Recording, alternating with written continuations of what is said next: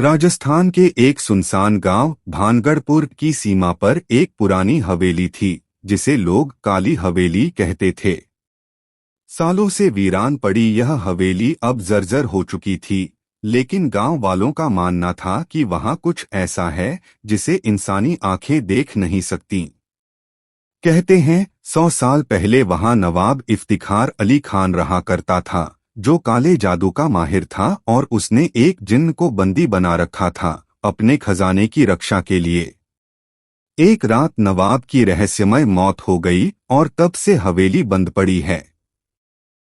गांव वालों ने कई बार वहां से अजीब आवाजें, चिल्लाहटें और साए निकलते देखे हैं, लेकिन डर के कारण कोई पास नहीं गया। एक दिन शहर से आए 4 दोस्त आरव, मीरा, जतिन और रिया ने सुना कि उस हवेली में छिपा खजाना अब भी मौजूद है।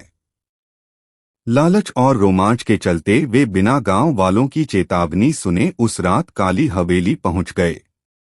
दरवाजा एक रहस्यमय ढंग से खुद ब खुद खुल गया और अंदर घुसते ही हवेली की हवा में ठंडक के साथ एक भारीपन महसूस हुआ। दीवारों पर उर्दू में कुछ शापित मंत्र लिखे थे और हर कमरा जैसे किसी अनदेखी निगाह से उन्हें देख रहा था। उन्होंने तहखाने का दरवाजा खोला तो अंदर अंधेरे में एक पत्थर की दीवार पर कुछ लिखा था, जिसने भी इसे जगाया उसका अंत निश्चित है। तभी एक झोंके के साथ लाल आंखों वाला वह जिन्न प्रकट हुआ जो सदियों से अपने मालिक के आज्ञा का इंतजार कर रहा था।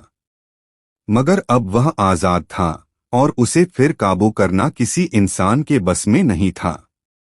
जिन्न ने एक एक कर सबको उनके सबसे बड़े डर से रूबरू कराया। आरव को उसके मरे हुए पिता का रूप दिखाकर डराया, मीरा को तिल तिल कर जलाया, जतिन को अनंत अंधेरे में फेंका और रिया को उसके ही दिमाग के पागलपन में कैद कर दिया। मगर रिया, जो उस जिन्न की असलियत जान गई थी, पुराने शापित ग्रंथ में से एक मंत्र पढ़ती है जो उसे फिर से कैद कर सकता था।